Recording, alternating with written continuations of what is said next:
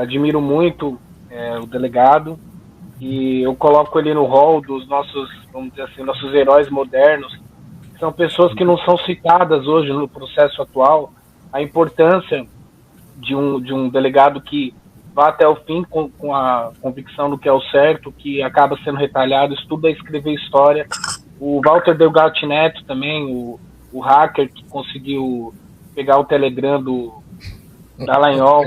São todos heróis anônimos, né? O Assange, por exemplo, que está sendo condenado.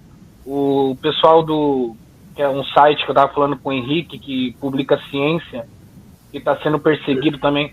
Então, assim, a gente tem uma série de heróis modernos. Muitas vezes eu vejo o pessoal falando de Marx, de uma série de coisas assim. A gente tem uma história política nossa moderna, atual, com muita coisa sendo escrita. Então, em primeiro lugar, eu gostaria de parabenizar essa atitude e de dizer que eu tenho uma admiração enorme pela postura do delegado em primeiro lugar e pela história que ele escreveu, pelo que ele fez na biografia dele, embora eu imagine que não tenha sido uma decisão fácil, que não tenha sido fácil passar esse processo, né? Enfim, a minha pergunta pro Saraiva é assim: eu admiro muito a sua pessoa, mas eu não tenho a mesma admiração pela instituição militar, pelo que ela escreveu na história do meu país até hoje, pelo que ela vinha escrevendo na história das comunidades onde eu vivo. Então, assim, eu não tenho porquê, e gostaria de fazer a seguinte pergunta pro delegado, que é assim, com base em que a gente pode ter alguma esperança que a nossa instituição militar não apoie um golpe que eu vejo como iminente. Eu acho que muito difícil, eu venho batendo muito nessa tecla, eu já perguntei pro mestre Henrique, pro Darty Lunas também, que são pessoas que têm mais conhecimento que eu, mas eu não consegui ainda obter uma resposta que eu considere coerente com a realidade que eu estou vendo atualmente. Eu sei que o exército lá atrás enfrentou o fascismo, teve as cobras que fumou e tudo mais, mas isso faz muito tempo. A atual postura, desde a ditadura, a gente teve uma ditadura covarde, a gente teve pessoas que, além de matar, eram pessoas assim, sádicas, sanguinárias, torturavam, horríveis, entende? Que não faziam coisas assim, além do que uma guerra precisa, além dos horrores já habituais de uma guerra. Então, assim, atualmente, hoje, por exemplo, eu vi o Daniel Silveira, ele tá lá numa comissão dentro dos trabalhos do governo, entendeu? O cara tá com a pulseira, com a tornozeleira desligada. A gente teve o STM recentemente debochando de tortura. A gente teve um presidente que elogiou tortura e tá lá. Então, assim, ainda mais considerando a questão da hierarquia militar, eu pergunto, da onde que vocês têm esperança e assim, que brilho é esse? Quando houve esse brilho na história moderna do militar? Essa é a minha pergunta para o Saraiva e para o Mink, se houver a possibilidade de eu fazer uma pergunta para cada. Eu gostaria de perguntar para ele a respeito das propriedades estrangeiras da Amazônia, se procede isso, porque eu pesquiso e tem muita coisa chinesa. Enfim, eu visitei o Acre recentemente, eu tenho uma proximidade com o trabalho espiritual de ayahuasca, uma coisa assim, totalmente pessoal.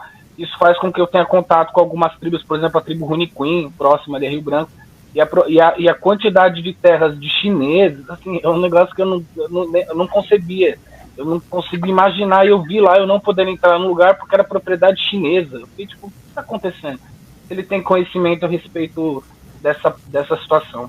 Muito obrigado, Perfeito. gente. Saraiva, começa você. Eu acho que o que nos dá esperança, tanto para mim como para o Mink, é que nós vimos além da instituição, nós vimos pessoas. E, é claro, as pessoas passam, a instituição fica, mas uma instituição é feita de pessoas. E no contato pessoal que eu tive com muitas pessoas do Exército, eu não senti neles esse alardeado, né, do governo, essa relação hostil do governo para com os povos da Amazônia.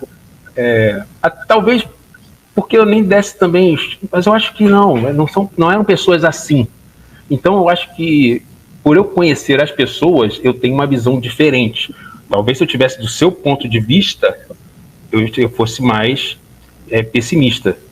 Mas de como eu conheci diretamente, conversei com muita gente no tempo que eu fiquei na Amazônia, conversei com vários militares, coronéis, eu senti nele sim um patriotismo, senti nele sim um espírito democrata, Agora, o que existe no Exército é uma hierarquia rigorosíssima. Ó, o meu caso, eu sou policial. Na polícia tem hierarquia, mas é uma polícia civil. O policial é uma polícia civil. E eu já estou aí. Eu sou o único que falou. Você viu mais algum policial falar alguma coisa? Essas intervenções todas? Tem um monte de gente que eu tenho que ter. Eu te digo que a maioria esmagadora é contrária a isso. Mas a coragem de fazer o que você fez. Quem tem coragem de fazer isso? Porque o custo é muito alto. Ele foi exonerado, cara. O custo pessoal é muito alto. Eu estou respondendo, sabe a quantos PAD? Um monte. Eu já perdi até a conta. Toda semana que eu fiquei fazendo defesa, me livrava de um, chegava a outro, e começou a chegar denúncia anônima de bolsominion, sabe? Eu fui pro Maranhão, coisa de louco.